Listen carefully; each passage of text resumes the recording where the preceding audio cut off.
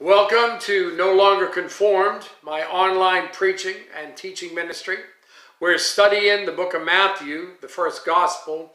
In this session, we'll be looking at Matthew chapter 24, verses 4 through 26, labor pains of Christ's return. In this text, Jesus outlined end times events, culminating in the tribulation and his return. And he used the imagery like that of birth pains and the delivery of a child. First, there's the beginning of labor pains, verses 4 through 8. And Jesus answered and said to them, "Take heed that no one deceives you, for many will come in my name, saying, 'I am the Christ,' and will deceive many. And you will hear of wars and rumors of wars. See that you're not troubled, for all these things must come to pass, but the end is not yet. For nation will rise against nation, and kingdom against kingdom, and there will be famines, pestilences, and earthquakes in various places. All these are the beginnings of sorrows." All these are the beginnings of sorrows. The word translated sorrows literally refers to birth pangs, labor pains. You know when they begin. A pregnant woman knows. We have two exhortations from Jesus. Take heed that no one deceives you. False Christs will show up. No matter what happens, focus on the truth. See that you're not troubled. Look again at verse 7.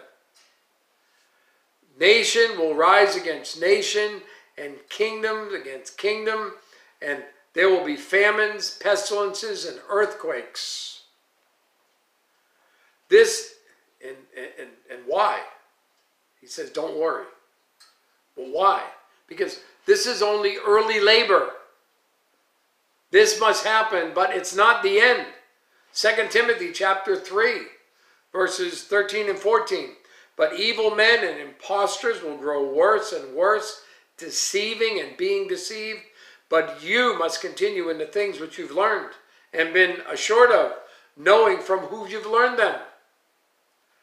Calling them birth pains indicates they get worse until delivery. The arrival of the Messiah to judge sinful man and to set up his millennial kingdom. The childbirth imagery of Bruce Wilkerson's Walk Through the Bible illustration. God took the fetus of Israel, approximately 70 people. He implanted it in the surrogate womb of Egypt, and it was kept safe, and it was nourished. It grew to full term. In Exodus chapter 1, verse 7, but the children of Israel were fruitful and increased abundantly, multiplied and grew exceedingly mighty, and the land was filled with them. The child Israel was uncomfortable to mother Egypt. He had to be delivered. Egypt suffered the labor pains, the labor pain of 10 plagues, and the new nation was born. Birth pains or contractions are needed to deliver, but the delivery is not yet. So don't be deceived and don't be troubled. Second, there's a frequency of labor pains. Verses 9 through 14. Then they will deliver you up to tribulation and kill you, and you'll be hated by all nations for my name's sake. And then many will be offended and will betray one another and will hate one another. Then many prophets will rise up and deceive many, and because lawlessness will abound, the love of many will grow cold. But he who endures to the end shall be saved. And this gospel of the kingdom will be preached in all the world as a witness to all nations, and then the end will come.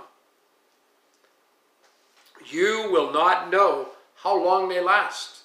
Stronger pains for longer period of time. Stronger and stronger contractions start coming. Will deliver you up. This is a legal term. It's handing over to government for punishment. For example, the persecution today it's the policy of many world governments. Many offended means to cause to stumble. Those who profess to be believers were really not. They will turn against each other. False prophets. They will deceive many people, taking advantage of the situation, offering a false hope. Sin will be everywhere, causing many to turn away from Christ, who were never saved. True believers will endure till the end. As a believer, your personal perseverance does not secure your salvation. It's the Holy Spirit who keeps you safe. Jude 24. Now to him who is able to keep you from stumbling and to present you faultless before the presence of his glory with exceeding joy. 1 Peter chapter 1 verse 5. You are kept by the power of God through faith for salvation, ready to be revealed in the last time. Jeremiah 32 verse 40. And I will make an everlasting covenant with them, that I will not turn away from doing them good, but I will put my fear in their hearts, so that they will not depart from me. All those who fall away were never really saved. That's 1 John chapter 2, verse 19 makes it clear.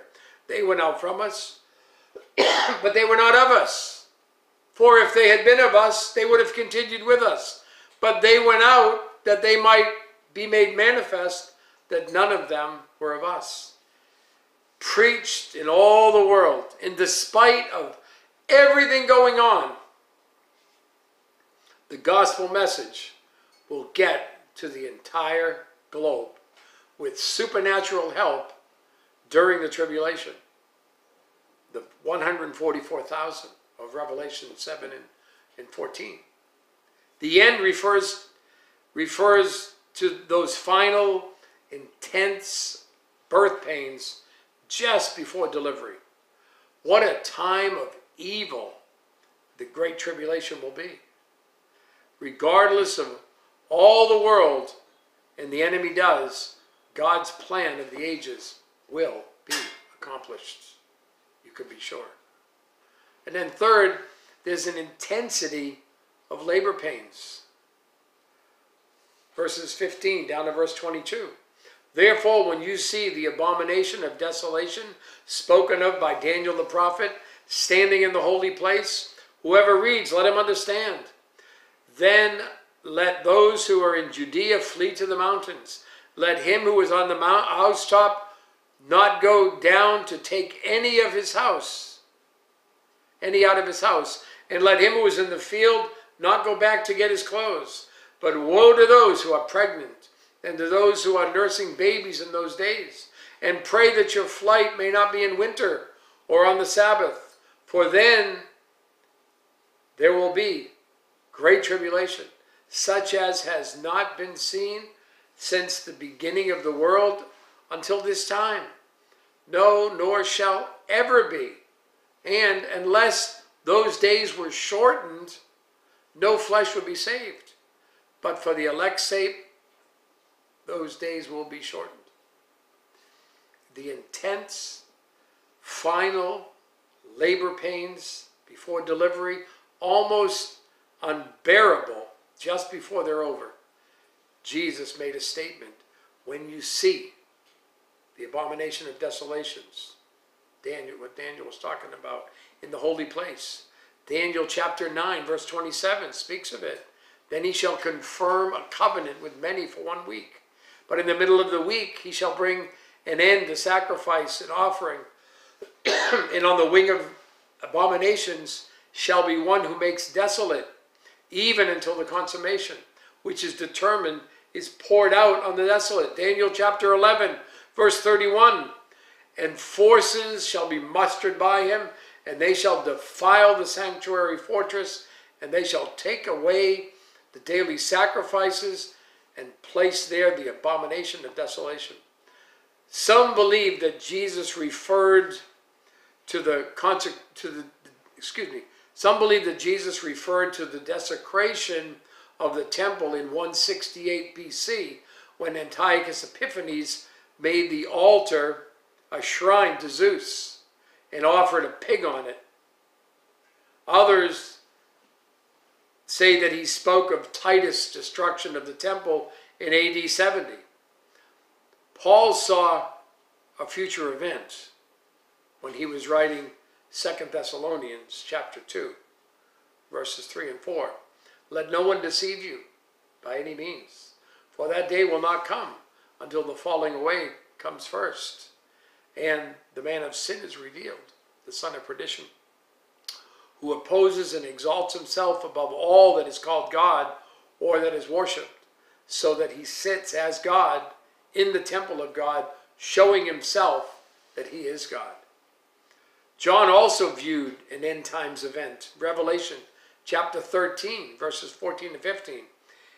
And he deceives those who dwell on the earth by those signs which he was granted to do in the sight of the beast, telling those who dwell on the earth to make an image of the beast who was wounded by the sword and lived. He was granted power to give breath to the image of the beast, that the image of the beast should both speak and cause as many as would not worship the image of the beast to be killed. Jesus was prophesying about a global tribulation just before his return. Why will it occur? Satan will be cast down and confined to the earth. It'll be the only place for him to wreak havoc, and he will. That's all Revelation chapter 12. Whoever reads, let him understand. The final, intense labor pains are coming, the worst pains of the whole event. Get away as fast as you can to the mountains for sanctuary right away. Don't go home. Don't try to grab stuff from the house. Don't try to prepare. Discomfort will make the time worse. Pregnant or nursing babies, winter conditions. And why? There will be a great tribulation such as not been seen since the beginning of the world until this time, nor ever shall be. Unless those days were shortened, no flesh would be saved. But for the elect's sake, those days will be shortened. Listen, God is in control. Jesus' description is like that of the judgments of Revelation chapter 16 and his return in Revelation 19. In conclusion, Jesus again reminded his followers not to be deceived. Verse 23, then if anyone says to you, look, here's the Christ, or there, do not believe it. For false Christs and false prophets will rise and show great signs and wonders to deceive, if possible, even the elect. See, I've told you beforehand, therefore, if they say to you, look, he's in the desert, do not go out. Look, he's in the inner rooms. Do not believe it. This is a warning. The entire labor process must occur. No premature births or C-sections. But if anyone says to you, look, here is the Christ, or there, don't believe it. Why? Because false Christ, false prophets show signs and wonders to deceive even the elect, as if that were even possible. This is a major key. See, I have told you beforehand. Who's speaking? Well, Jesus. He only needed to say it once. Since Jesus repeated himself, it's extremely important. Be careful who you listen to for spiritual insight. Avoid slick speeches. You have a great Okay.